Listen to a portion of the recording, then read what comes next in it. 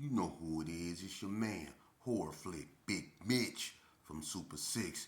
And I'm kicking in doors with 03 O's. And I'm bringing two H101s because we Vegas sons. It's the Chronicles. You already know what it is. Sideways swing with it. Always and forever go be on them things with it. Quit it. Hubba dub. You already know.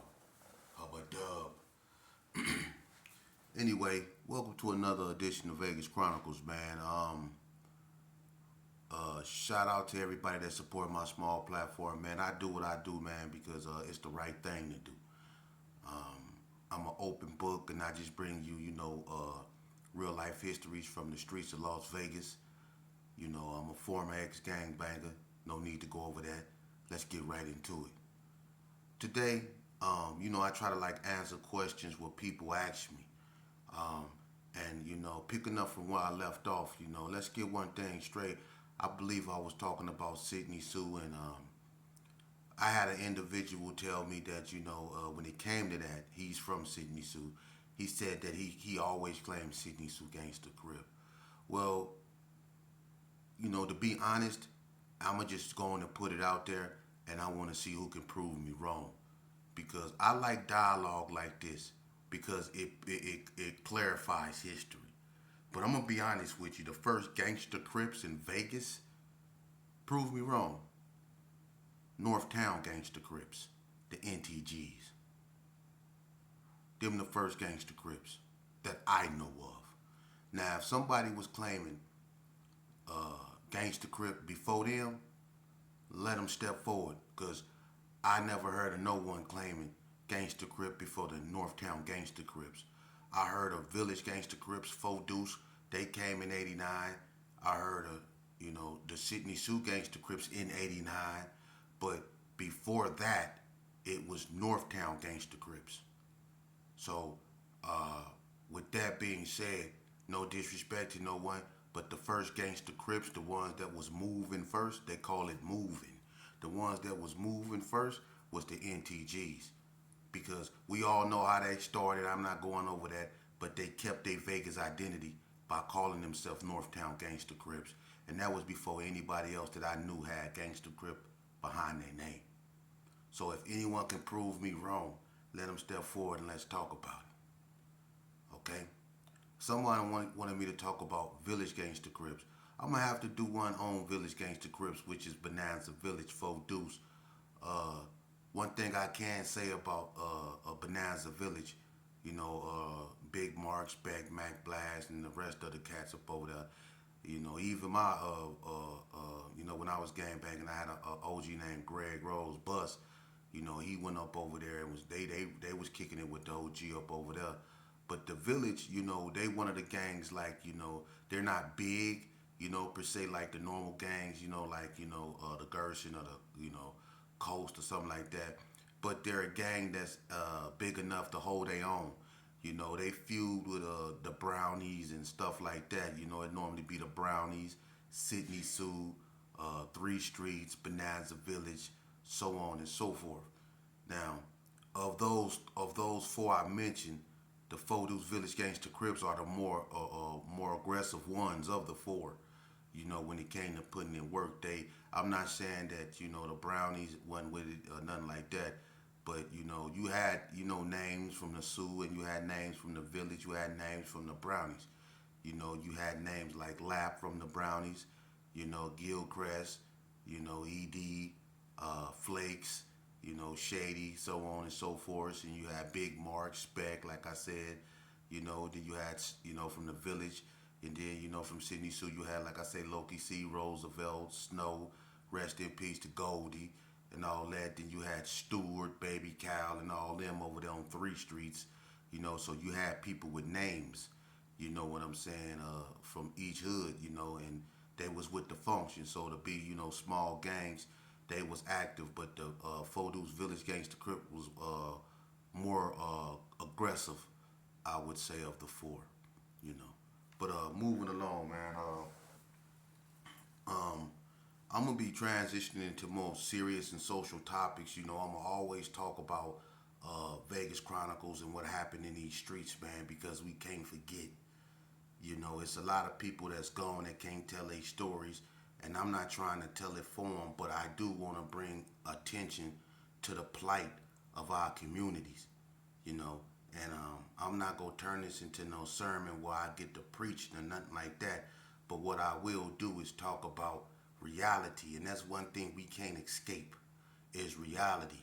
A lot of people, for some reason, and I'm talking to you youngsters, man, it saddens me that a lot of y'all is so seduced to this gangsterism and this thugism in these streets, man, to the point that no matter what, man, it's like you immune to the consequences to your actions. You don't care if you wind up in the penitentiary for the rest of your life. And trust me, I'm gonna tell you something, man.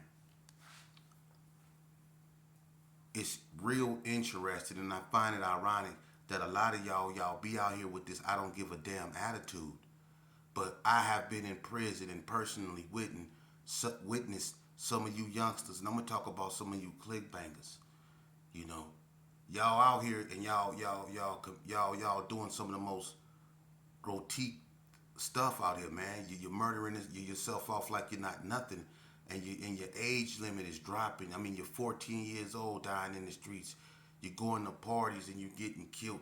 You just dying, and then you stealing cars like it's fun, and you putting your life in danger and jeopardy, and you taking your life for granted, and you ending up dead. You know, and then the ones that's getting sent to the penitentiary forever. Let me explain something to you. You might not can't see their faces and the expressions that they make out here in the free world, but I'm gonna tell you something, and I don't have to mention no names, but it's a reputable. Let me just say he from the wood. He from the wood, okay, and he in prison for murder, you know. And I'm gonna just say his name Swole, not Swole from Delmonico, Swole from the wood. They call him Swole. He from the wood, and he in there for a murder. I guess it was a retaliation murder. His brother got killed. He retaliated and killed somebody. He got all day up there. But you know that youngster, I don't know too much about Wood and Squad. I don't get into that. He was a baby to me, you know. So I used to talk to that youngster. And I remember one day he came in to my cell and we was chopping it up. I guess the time was messing with his mind. I guess he wasn't realizing, you know, how much time that he had. He got all day, man. Without. You know, and he came to my room and he sat next to me and we was talking. And, you know, he just, I guess the pressure, it started building up and he didn't know what to do and how to let it out. That pressure of knowing that you're not going home, it started building up. I don't know if it was somebody that he was cool with that was going home soon and it was affecting him, but it was affecting him this morning. He just started tripping. You know, he started tripping. You know, and he started crying. You know, and I was trying to talk to him, but it wasn't doing him no good. You know, he was crying and he was like he was going through it. He started clown dancing and all that weird stuff. But it was tears coming down his face, man. He was losing it. And that ain't just with him, it's with a bunch of youngsters that got all day that I didn't see when it finally hit them that I'ma be here until my dying day. And then some of them then lost their mothers. And let me tell you something. I done heard some of the most excruciating screams from youngsters, from men, from grown men when they didn't found out that their mother or their child or someone that was dear to them died. They didn't. I'm saying that to say this here. This gangsterism that we think is cool, that's where you end up at. Or you end up dead. For real, man. I come from an era where, you know, death, it was so prevalent. You know, every time I looked up, somebody was getting killed. It was just war. It was just war. They shoot at us, we go back and we shoot at them. And then you got the police. We gotta watch out for them. This back and forth cat and mouse gang, it takes its toll on you, man. And when you wind up there in the penitentiary, man, and you realize that everything you thought was real and hard was nothing but it was fictitious. It was all in your head, man. You being hard, you being this thug, you being this hard ass gangster. That's all in your mind. Cause when it's all said and done, you find yourself looking out a little long ass window in the penitentiary, beating on the door, making the beat, boom, or in the window beating on your chest, boom, boom, making the beat, or in the mirror twirling on your dreads or something. That's what you end up doing, man. Y'all need to wake up and understand when you got a cat like me that come and try to bring this shit to you, I'm giving it to you raw. Who else gonna come to you and tell you the truth? I'm gonna tell you the truth, man. There's nothing about this game I ain't played, man. All these wars that didn't happen out here in the streets of Vegas, man. Let me explain something to you. That should tell you right there. The only victim of racial injustice that we have been victims of is our own. Look at all these gang wars. We ain't never had no war with these white folks. It's never been no wars with these Mexicans. It's always been a war within ourselves for whatever reason. It's always us killing us, but we want other people to believe that we victims of something. In some cases, unfortunate things happen to black males. I'm gonna explain something to you. Whenever a black male or any other male or woman is killed unjustly at the hands of whoever, it shouldn't be tolerated. Notice how I say at the hands of whoever. See, when a black man is killed and he unarmed, we want to go at the police and we want them shut down and we want them defund. But at the same time, when we do it on a daily basis, we go along as business as usual. We don't address that. That makes us the biggest hypocrites. Because when the police do it, and when they do it, it don't make it right. When nobody do it, it's not right. But when the police do it, look at the energy we spend in tripping with them or going after them. But we accept it when another black boy kill another black boy as a daily norm. We scream Black Lives Matter at the precincts, but we don't scream Black Lives Matter where a black is really dying, which is in the projects. We don't scream it amongst the people that's truly killing the blacks, which is other blacks. We don't scream Black Lives Matter to them, which makes us hypocrites. If you go address this situation, address it from the inside first, because we bleed in the most eternal. We got to stitch ourselves up from the inside before we stitch ourselves up from the outside. The biggest threat that we face today is ourselves. We want the police to stop killing us, right? When we gonna stop killing us? When unarmed black men get killed, we should be mad. And we should be mad when the gangbangers do it. Because unarmed, innocent bystanders get killed on a daily norm by gangbangers. So when we cry about unarmed black men getting killed unjustly by the police, what about the little black girl that was just on her way to school that got her hair blown off by the black boy that was shooting at the other black boy? She ain't had nothing to do with none of that, and she died. She lost her life. She was an innocent bystander, and we didn't have so many innocent bystanders. It ain't even funny. So when an unarmed black man get killed, that was a good dude. He was an innocent bystander in this war on crime. Just like that little girl that was walking down the street that got shot in her head by one of them gangbangers. She was an innocent bystander in this war in the streets. When we gonna start taking a look at that? Y'all so busy trying to find out if that's the real Jamie Foxx. Y'all so distracted by so many other things. Oh, they done found a real gun that killed Tupac. Tory Lanez got 10 years for shooting Megan Thee Stallion. And for those of you that's that vibrate on the Lord, a stallion is a male horse. Why would a female call herself a stallion?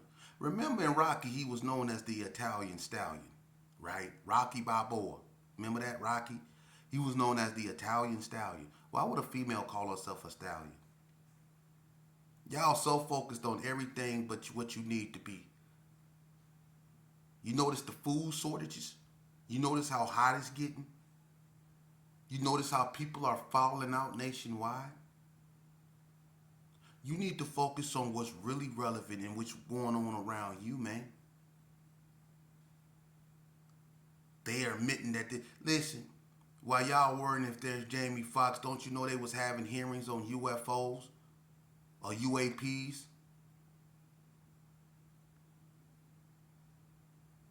Y'all need to wake up and every day you feel, y'all can feel it on something ain't right. Yeah. Wake up. It's a reason they going underground. It's a reason these Walgreens and Walmarts are shutting down. It's a reason it's so much lawlessness in these streets.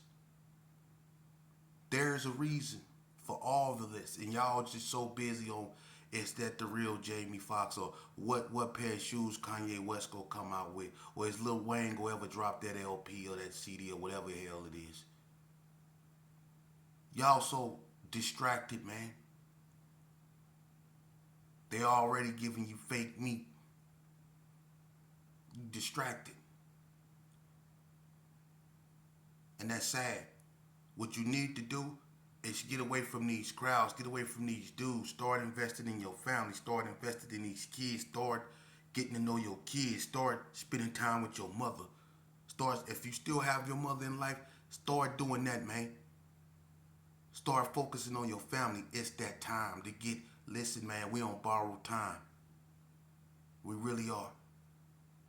We on borrowed time. Y'all shouldn't have no business having time to gang bang or hang with the homies. Look at what's going on around you. You shouldn't have time to be doing none of that, man. It's time to get right within yourself, man. For real. Start preparing yourself for a new norm, man. Because this old way of living is on its way out, man. Sports don't mean nothing no more. Think about it. Boxing, UFC, football, though none of that mean nothing no more. There's no superstars like it used to be in nothing. Think about it. No more movies. No, it's no more nothing. You already been chipped and you don't even know it. You know what? You know how you been chipped? Your cell phone. What you put your face in. Everything about you is on that device right there. Without that device, you'll lose your mind. You lose your phone, you'll go crazy. Everything you're about. Remember back in the days when we used to have to remember numbers? How many of y'all can still remember phone numbers? I bet you y'all can remember 5 phone numbers off the top of y'all head. How many of y'all can? You lose your phone, you gone. You already been chipped. That's why you keep your phone in your face. You don't even watch where you're going. You already been chipped. So, you can take what I said, you can brush it off and do what you do. Go ahead. But you got people preparing right in your face, man. They see what's going on. That's why they want to ban wokeism. They want to ban CRT. They want to ban everything.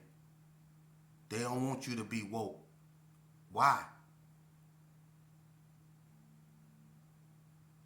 They need you distracted. See, when you woke, you start asking questions. And that's the last thing they want you to do is ask questions. But you need to start asking questions. For real. Don't be no sheeple. Don't be no crowd thinker. Do not end up like that.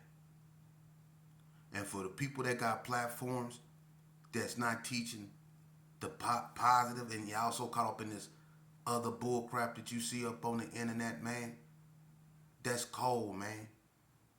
That's sad that you would use a device that and you would use it to destroy us even more. Because it seems like on these devices, the only way you could get famous is by feuding with someone. As soon as you start making sense and talking and people start taking notice of you, somebody go come for you. Somebody go try to get into it with you so they can get on. You know, they have that type of mentality. You know, that pull. I don't want to disrespect nobody. They have that type of mentality, that pull another brother down mentality. You know what I mean? They don't want to see brothers get to the top. That's why you see a lot of people who make it, who are about to make it, they get killed by their own people. By their own people, jealousy and envy. And sometimes it'll even be your own family. Jesus was betrayed by Judas. So your own family will betray you out of jealousy. That's the cold part. They betray you the worst. Out of hatred and envy. You know? But one thing about me, I'm wise enough to know, but just because we biological and just because we have the same DNA, that don't necessarily make us family. For real. Because, you know, my thing is, I don't care who you is. If you partake in things that I don't partake in, whether you my brother, sister, whatever, I'm not gonna deal with you because I don't want that up in my life. If you out here beating on women, if you out here doing stupid stuff, I don't want nothing to do with you. I don't want nothing to do with you. I don't care how you feel about it. That's how I am. I'm a real man. That's why I got the gall to come up out here and teach these youth, and I don't care how nobody feel about it. I take whatever anybody can throw at me. It is what it is. I didn't care what nobody thought about me when I was gangbanging and I was destroying my community. So now that I want to be an asset to help pick it back up, clean it back up, fix it back up, put it back up, raise it back up, I'm going to do that. I'm obligated. And the youth worth it. You know? We don't have to be like other states, you know, no disrespect to other states, but Las Vegas, you know, we don't have to be like that, man. We done enough killing over here, man. It's time to live. It's time to live, man. It's time to grow up, man. You can be where you from and be proud of where you from and don't have to be destructive. You can represent where you from in a positive way, man. The noblest of men, I always say, are going to be the ones that's known for helping other people, not helping themselves.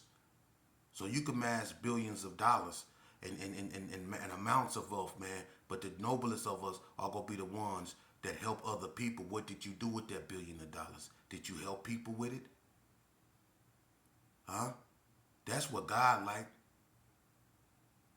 You know, so that's why I think I'm still here, to share what I know and what I have with the masses, with my life experience. Not to sit here and glorify gang violence, because being in the gang is not cool. It's not. It's unhealthy. It is. And it will leave you to an early grave in one way or another. Whether in the penitentiary, which is a mental form of death, or in that cemetery under that grass. That's the only way you go gang banging, man. For real. And gang banging is a choice. Don't blame it on no white people. Don't blame it. Gang banging is a choice. Being destructive is a choice. Being a thug is a choice. It is. And we got these youngsters growing up believing that that's a way of life, and it's not. It's a lie. It's a choice. You have a choice. You know.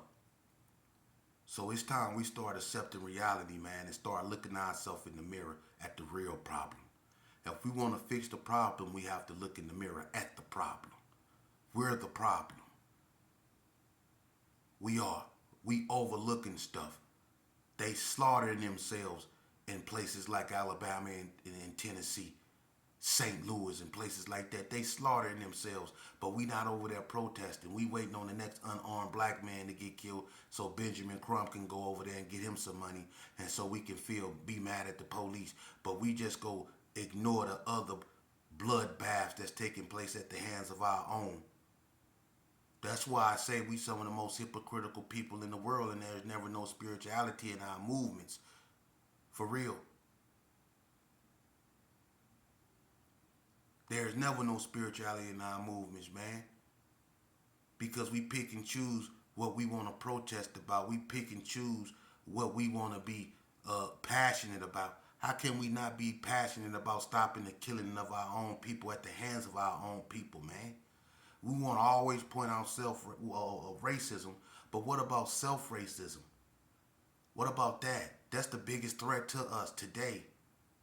It's the hatred for one another. That's the biggest hate. That's the biggest threat to us today. Is the hatred that we have for one another. And we so focused on other things like we need to defund the police and all that. Well, maybe we do, but we need to defund the hate that we have for one another first, man. What about that? Let's defund the hate first. Let's do that. We scream all these names that died at the hands of the police, but we never scream the names of the children and the dudes and the females who died at the hands of young black boys. When are they gonna be just as important as the ones that was killed by the police? So black people only become important when the police kill it. What about with the ones that get killed at the hands of other black people? Ain't they just is it important? Why we don't scream their name? Why we don't look at the pains of their mothers? Why we don't acknowledge them? We act like they don't exist.